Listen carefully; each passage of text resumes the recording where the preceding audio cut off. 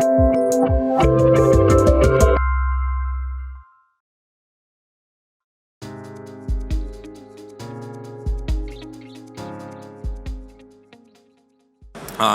I'm Russell. This is multi-platform library development. So let's jump into it. So a couple quick words about me.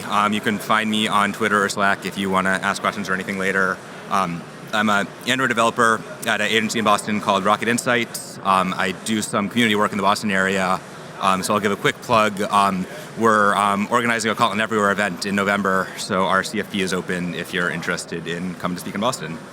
I also do some open source work, so I'm the author of a library called Multiplatform Settings, which we'll talk a bit about. First, some introductory stuff. So this is a very kind of Kotlin-y conference. So who's done some stuff with multi-platform before, just so I have a bit of a sense? Okay, yep, some folks, not everyone. I'll give some intro there. So multi-platform Kotlin lets you take, creates a form of Kotlin called common code, which can be compiled to multiple different targets. And so those being, like the JVM is the traditional one, there's JavaScript, there's all sorts of different native targets. In addition to that shared common code, you can write platform-specific code, which can access the APIs of those platforms. And one of those platforms of interest, or at least really a family of platforms, is Kotlin native. So that's a LLVM backend to the Kotlin compiler. So it's running Kotlin without a virtual machine, lets you do things on desktop, embedded, and mobile for either Android NDK or for iOS. And just like JVM Kotlin interops with Java libraries, Kotlin native interops with C or Objective-C libraries. Quick little soapbox moment. So Andrei Breslov had this slide in his Kotlin Conf keynote last year. Native and multi-platform are related concepts. They're very similar, but they are different things. So multi-platform is what lets you share code between different platforms. Native is one of those platforms, or is essentially a family of those platforms. Within all of this stuff, I'm particularly interested in mobile multi-platform. So that's like writing Kotlin on JVM, or on Android using JVM Kotlin, and on iOS using Kotlin native, and sharing code between those. I really think that mobile is the killer app for multi-platform. And there's a couple good reasons to think that. A lot of the early use cases for multi-platform, because the platform stabilizer were JVM and JavaScript interop. So that's your server front and back ends that are sharing some data models and some validation logic at your server client boundary. But those are fundamentally doing different things, and so there's a limit of how much sharing you can do. Android and iOS are they're two different platforms under the hood, but they solve the same use case. Like to the user or to your product manager, perhaps, they should be doing the same thing, and so the more you can share between them, the happier your life might be. And they're platforms with very similar capabilities. Like they're mobile phones, they can display UI, they can make web calls, they can store files, they can show notifications. There's a lot of similar use cases that you can, there's so many use cases and capabilities that you can kind of write shared APIs around. So I'll talk a little bit about what multi-platform code looks like. So in your common code, you have access to a pretty large subset of the standard library. So you can create classes and do all the kind of like standard stuff you can do in Kotlin. You can access the collections API, different stream APIs. There are certain platform-specific things you can't do, like there's not a common file abstraction in the standard library because each platform treats that a little differently. There's not common threading things in the standard library for the same reason. But for kind of pure logic things or for architecture stuff, there's a lot you can do there. And then, in addition to that, you have your platform-specific code. So that's where you have things that you want to vary between platforms because you have different platform-specific implementations.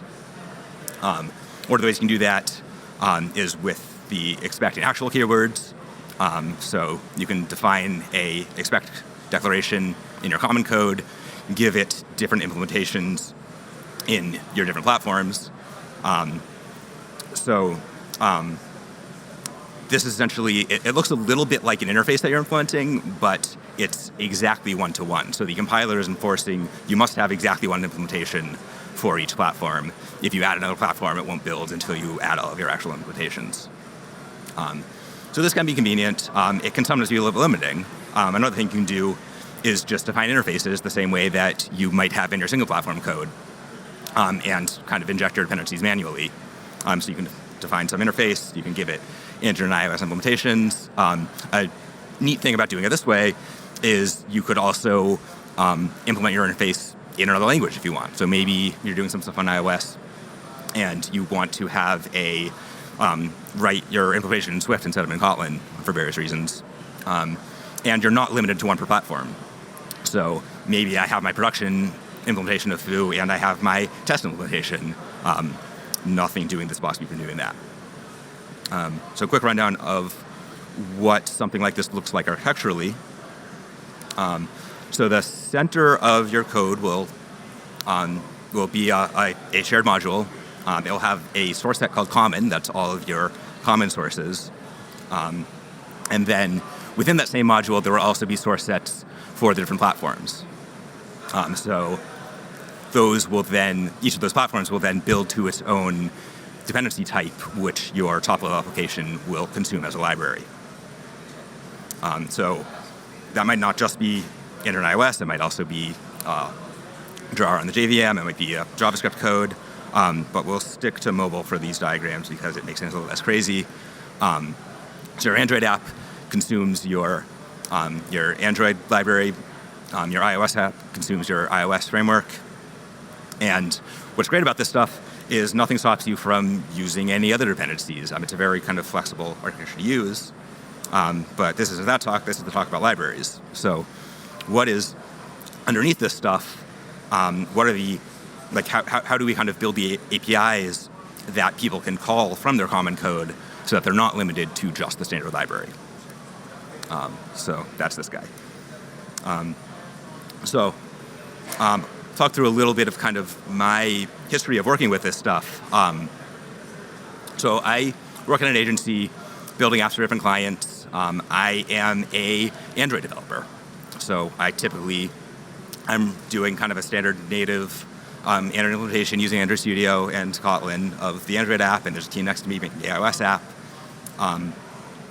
One time, though, a couple years ago, my company wanted to try out React Native. So I built this React Native app. Wasn't a huge fan of the experience for various reasons, but it got me thinking about multi-platform. It got me thinking about cross-platform and what I would like in a cross-platform framework. Excuse me. And around the same time, the Kotlin team announced Kotlin Native, and they started hinting at the kind of future of code sharing that they were interested in moving towards. So I was kind of watching that out of the corner of my eye for a little while, and watching kind of like as they put out different alpha versions. And one day, version 0.6 came about, which included multi-platform support. So originally native was here's Kotlin running on native platforms, but now you're actually able to share code to it. My company had this little kind of skeleton starter project that we use as kind of the basis when we're starting a new app. And I took that skeleton and tried to convert it to multi-platform. And it was a little messy. I haven't really kind of kept it up since then. But one thing that was in there was shared preferences. And so I said, I should, this feels like something that's kind of componentizable.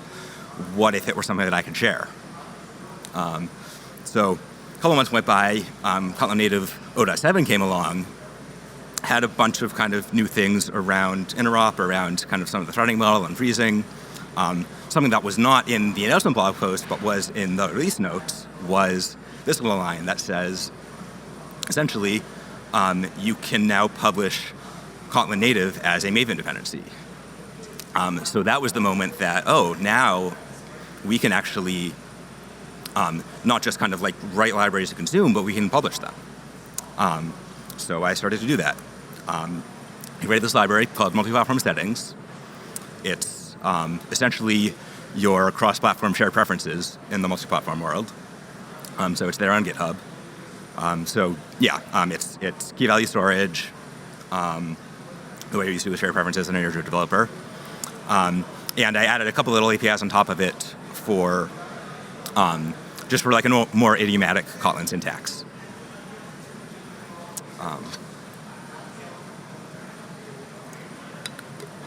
So here's kind of a quick look at some of the code. So the center of it is just this interface called settings. It has a bunch of set and get methods.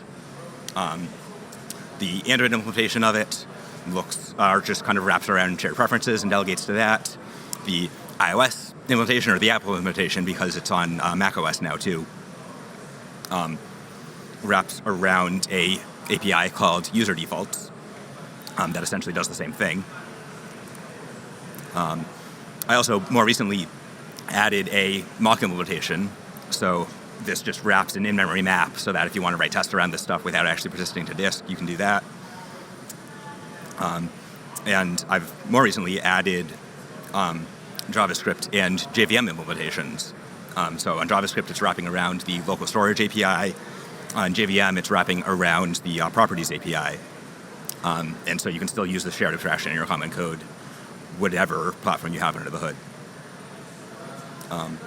And then, so in addition to those kind of like base implementations, in Common, I'm able to define a bunch of operators so you can get this nice kind of like set and get syntax and some property delegates, which can, depending on kind of how you like to write your code, can make some things nice. So that's kind of like the brief sketch of what the library is. And now let's talk through what are some of the things I've learned along the way. So, one of the big ones was finding the balance between using spec declarations and using interfaces.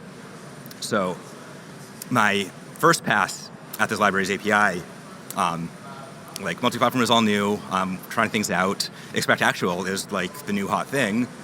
So I defined everything with expect declarations because that's just what you do. And that's kind of nice when you're kind of first building it out. But one of the things that I did as I was kind of trying to mature this a little bit was I built a sample app, as one does when you build a library, because you want to demonstrate how it's used. And I wanted to be able to write tests in that sample app and kind of demonstrate, because like the multi-platform testing landscape, is still a little sparse. I wanted to kind of show that if you're using this library, you can still test your logic. And I realized it's actually kind of hard this way because I can't put in a different setting implementation. I'm stuck with the one that exists on the platform. So we know the way to work around that. We just pull out an interface. I did this in a kind of messy way at first where I still had all of my expects and actuals and I just kind of extracted an interface on top of it. And that's just kind of like a lot of duplication that didn't really make much sense. So then eventually I moved to the API that I have now, where there's actually no longer any expect declarations in the library at all. There's some in some of the tests, but at the library layer, at the kind of like the functional layer, everything is just done with an interface. And the kind of lesson that I pulled out of that as I thought about it more is like a lot of the introductory stuff kind of talks about expect and actual as a interface analog. I think it's much more of a dependency injection analog. So where I find myself using expect and actual much more frequently is I have kind of some top level thing that I want to be able to assert exists in common and inject that from each of the different platforms differently. So that's kind of the mental model I use for that now.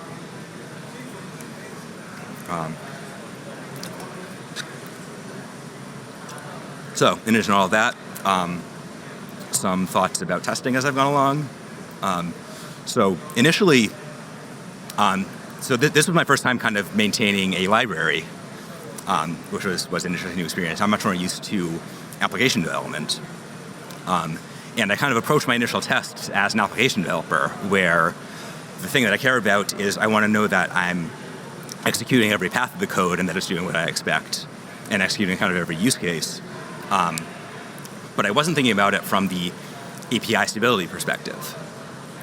So a big refactor I did a little while ago is I added a bunch more tests to make sure that I hit every use case at every API endpoint. So previously I was just kind of like testing through delegates, and that would talk to the other stuff underneath. But I'm not ensuring that the rest of my API stays stable. So I added a test for that. I also added that in-memory implementation that I mentioned earlier to ease kind of the client applications testing. And a fun thing I did with that is share the tests between that model implementation, which is in a different module, and the production implementations.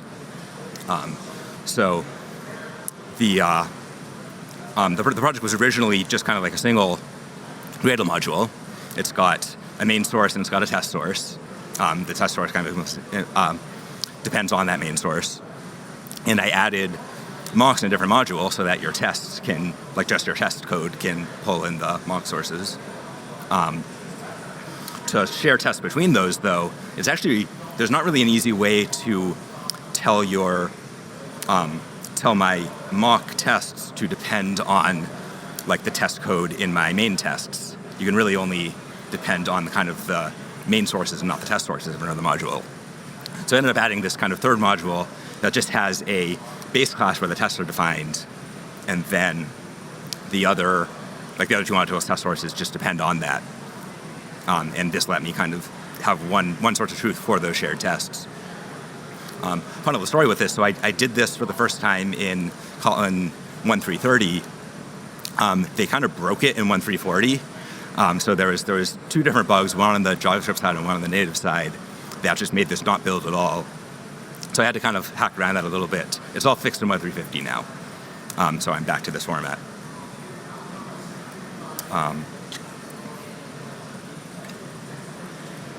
So another thing I've kind of added along the way is listener APIs. That was one of the first feature requests I ever got from this guy, Kevin Galligan, you might have heard of. He basically said, like, I have these getters and setters, why not also be able to kind of listen for updates? Which, yeah, seems like a great idea. Both Android and iOS, which was the two platforms that existed at the time, have APIs for it. It turns out it's a little funky. They're a little different in how they structure it. So I had to do some thinking about how do I kind of write a shared API around this. So Android has the on-shared preference change listener. And what that does is tell you when a key updates, it says, like when one kind of value updates, it tells you this is the key that changed. And it's a little bit ambiguous. It says it might or might not get called when you kind of send the same value again. Which is fine as long as you kind of understand that. The iOS API, there's this kind of like top-level global thing called the notification center that's essentially like an event bus. And there's a certain notification type that gets sent from there that you can subscribe to that basically says anytime my user default changes, it gives you a ping, but it doesn't really give you much information about what changed. So you kind of at the application level are responsible for saying, kind of figuring out that diff and doing whatever you want to do in response to that. So I had to do some thinking about how do I find a kind of shared abstraction around this stuff that will respect these different behaviors. What I ended up doing was defining a listener lambda that kind of responds, instead of globally to everything, responds to a specific key and says, when that key changes, I'll tell you what that change was. And the reason I did that is because I can kind of keep a cache of what the old value is and know if it changed. And that way I can ensure that the behavior of when I actually send an update to the kind of top-level code, I'm doing it the same for both platforms. So that was nice. That worked for these two platforms. Then I went and added these other two platforms. And it turns out, so on JavaScript, there are some APIs for listening to local storage updates, but they don't really work well if you're in the same process. So I'm much more a mobile developer than a web developer. I don't really have a ton of experience there, but I couldn't get it working. If you know much about that and have some thoughts for me, I'd love to hear from you. But I was just in trouble at this point. So what I ended up doing was splitting out the settings interface. So I want the common code to be able to know if it can set observers or not, like if it can listen for updates. So those APIs are defined in a different interface. Android and iOS implement that. JVM and JavaScript do not. And then you have that separation. Another thing I played around with a lot as I was doing this, as I've been adding more APIs, is the experimental annotation. So this is, it is itself experimental, so it's kind of a very meta thing. But it's this annotation that you can add that you might find JetBrains using in a lot of their libraries, where you can define an annotation that says, this is a marker for API that is not stable. So I use that for the listener APIs and for the new platforms that I haven't kind of tested as closely, as a signifier to consumers that this is the stuff that might be a little bit more dangerous. A little kind of tip with that, this was an issue that someone raised on GitHub. By default, these will kind of be compiler errors. You can set them to warnings, which can be kind of like a lower barrier of entry to people that want to use the stuff. Given how many other rough edges there are around multi-platform things, I kind of opted to go with that. Another just kind of note on experimental stuff. So the consumer of your experimental API must explicitly opt into using it. And there's two ways they can use that. They can either mark their use case with the same annotation, or they can wrap it in this use experimental. And the difference between those is just kind of propagating the same annotation will make your use case, like the higher level use case, also experimental. If you use experimental, it's just an implementation detail. So it's basically the difference between, or it's sort of like API versus implementation in a Gradle include. You can, as a consumer, choose if you want to leak your experimental usage up to your callers.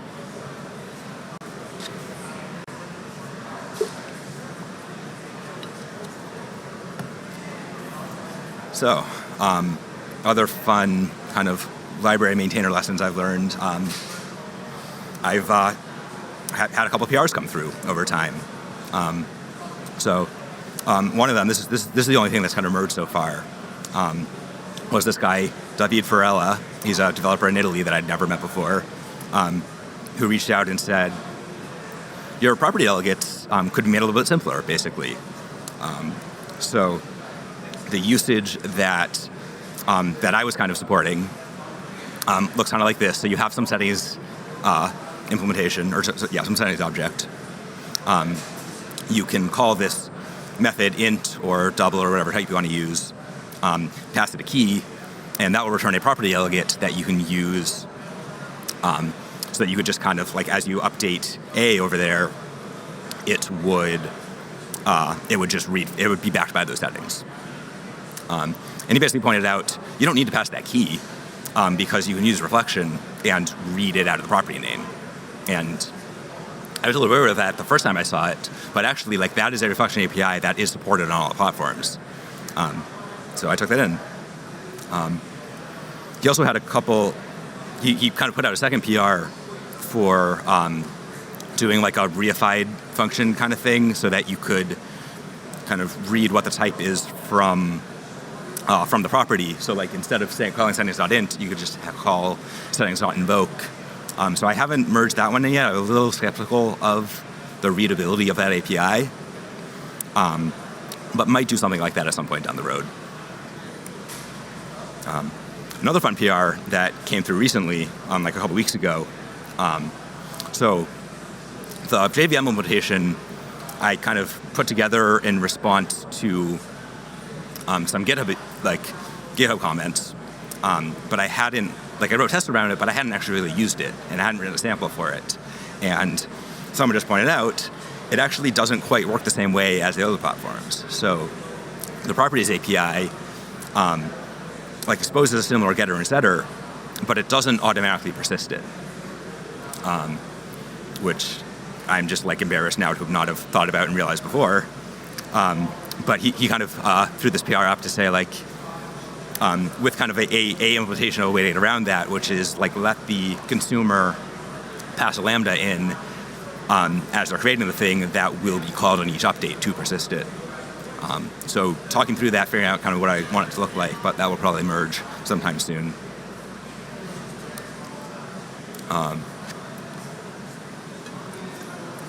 So talked about a bunch of little kind of library API stuff. Talk a little bit about Gradle too.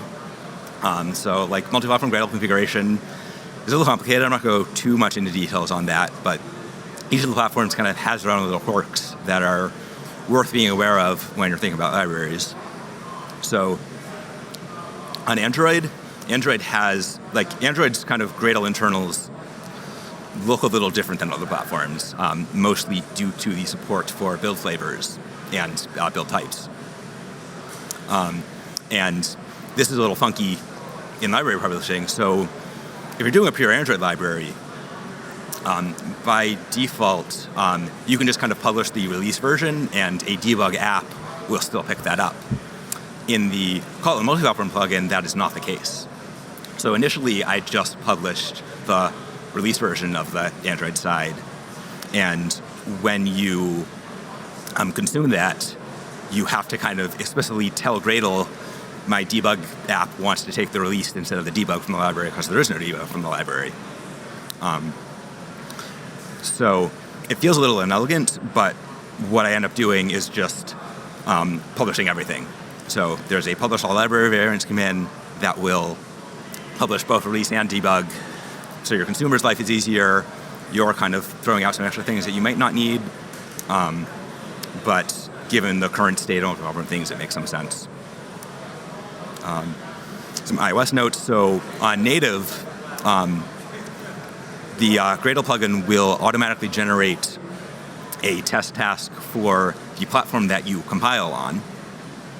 So that would generally be Mac OS if you're doing iOS things. It doesn't do so for iOS.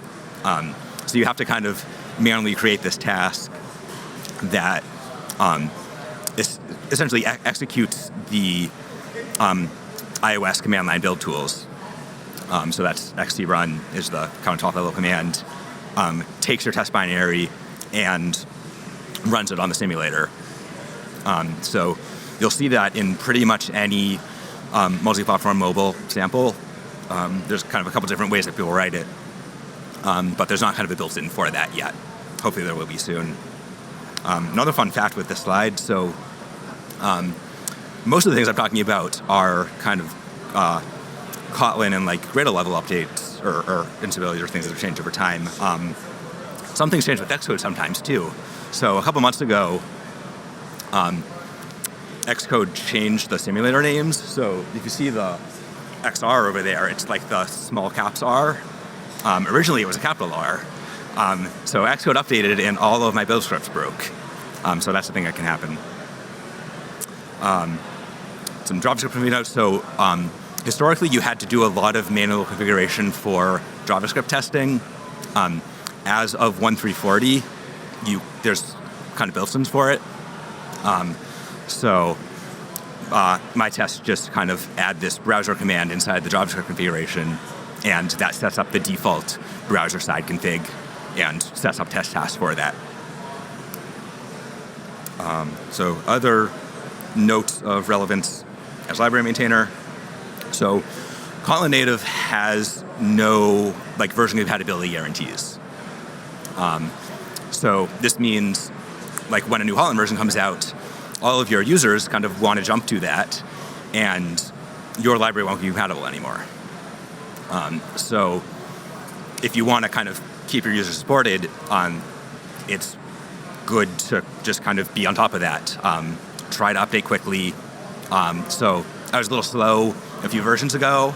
More recently, I'm trying to make sure that when an EAP comes out, I'm testing against that, so I'm kind of ready to release something right away when it goes stable.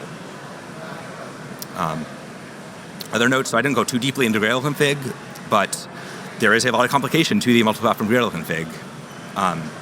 And there's a lot of kind of out-of-date documentation in general around multi-platform. So this is the link you should go to anytime you have a question. This is the kind of doc page that is most frequently up to date, that JetBrains has been maintaining the best, in my experience. So just kind of keep that one in mind. And I'll also say, like, there's a lot of difficulty, there's a lot of complication to using this stuff, but it's gotten a lot easier than it was a year ago. Last summer, we had basically no IDE support at all. We were writing native as if we were writing in Notepad, and it's gotten a lot better. There were some slowdowns on the Android side for a little while too, that are mostly cleaned up now. So if you're interested in kind of jumping into this space, but you've been kind of scared off in the past, I think it's worth another look. Like, it's not stable yet, but it's moving there. So what's still on my to-do? So I have a bunch of things that I'm thinking about that I haven't done in time for the conference, because that's just kind of life.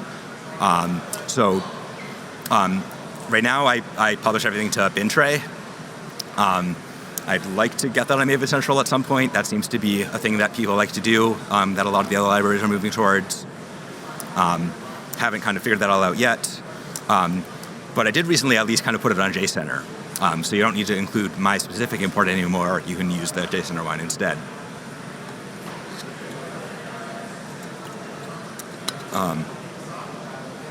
Another thing I'd like to do is get an actual CI build going. So right now, every time I do a release, I have a script that I just kind of run manually that says, like, run all the tests on the same sample, push it all to Bintray. It'd be nice to automate that. A lot of people are using Azure now, I guess, for that in the multi-platform space. Another PR that I got relatively early that wasn't able to merge because, or for a couple of reasons, was 32-bit iOS support. So I think I'll probably get that in soon. I want to do a bit more testing of it and make sure it works the way I think it does, because one of the things that I'm doing here is storing ints and longs, and those behave differently on 32 and 64-bit iOS. So I have a test device now that I've been messing with that, and I'll probably put that up relatively soon. I talked a bit about that kind of persistence issue on the JVM side, so that's in the to-do, but will hopefully emerge soon. Another thing I'd like, and this is something that would be a neat place to take some contributions for, is getting more samples. So I wrote an initial sample app last summer as I was building this out the first time that just runs on Android and iOS. Since then, I've added Mac OS, I've added JVM, I've added JavaScript. It'd be good to have kind of sample usage for that too, both as a demonstration for possible users and to kind of verify that everything works the way that I think it does. So that's a bunch of kind of stories about my journey and what I've been working on. What else is out there? I'm not the only person who's written from libraries. So JetBrains has a whole bunch of things they've been working on. Most notably coroutines, which are like, there's a bunch of limitations around the native side in terms of threading, but they are writing that as a multi-platform thing, and you can use coroutines from Common and from native right now if you want to, with some caveats. They have the serialization library, which does serialization of things to JSON or to protobuf or to whatever format you want to kind of add an implementation for. There's KTOR, which is traditionally a server framework, but now also includes a multi-platform HTTP client. So you can use that to make web calls from your Common. and that integrates with both coroutines and serialization. So under the hood, you can serialize your web responses using the Kotlin X serialization. They're also working on some I/O stuff, which isn't fully stable yet, and a bunch of other things. I understand that they haven't really talked about very publicly yet, but they've talked quietly about doing some date time stuff eventually. There's probably more to come. And then, of course, in addition to JetBrains, there's other people in the community. So SQLite is a notable one, put out by Alex Strong and Square, that is a cross-platform SQLite. So you can have your actual database defined in your common code. Oh, sorry, I was one slide off. TouchLab put out a library called Stately, which has a bunch of utilities for dealing with the native threading model, which is a little complicated. So it has some freeze-safe collections and some common definitions of some of the freeze-based APIs.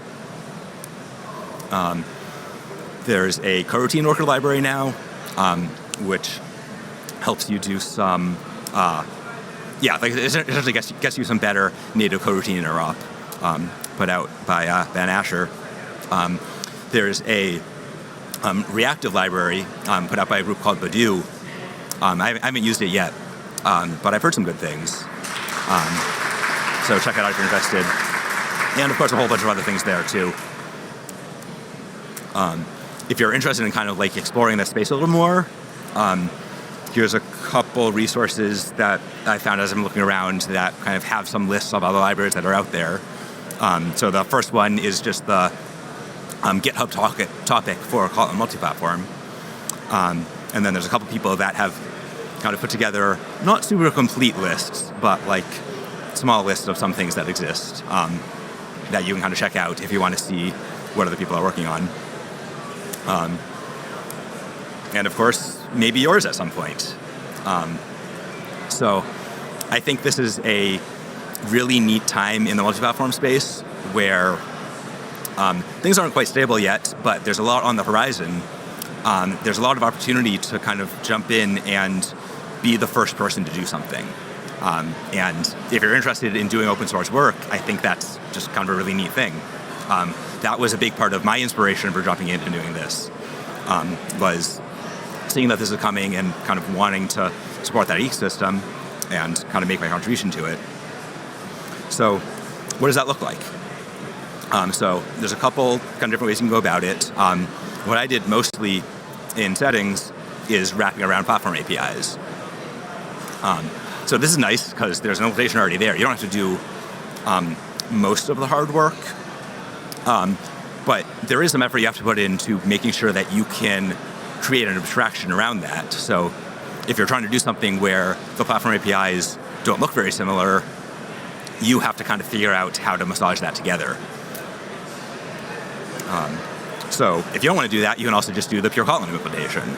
So if you have a piece of functionality that you want to write as a library that doesn't have any platform dependencies, then you can just write it in Kotlin and just put it out there, and it's easy to put on any platform. So there's upfront effort here because you have to build a brand new thing, but you're in, if you're doing all of this work in common, then you basically get every platform for free. So I think now is the time to jump in and do this stuff. I'm hoping to inspire some more people to check it all out. This stuff is starting to stabilize. It's still early, but it's a great time to write a library and start building out this ecosystem. So thank you very much. I'm about out of time, so I'll take questions afterwards if you want. There's a link to the library if you want it, and a shameless plug again for Kotlin Everywhere in Boston if you want to submit a talk there. Thank you very much.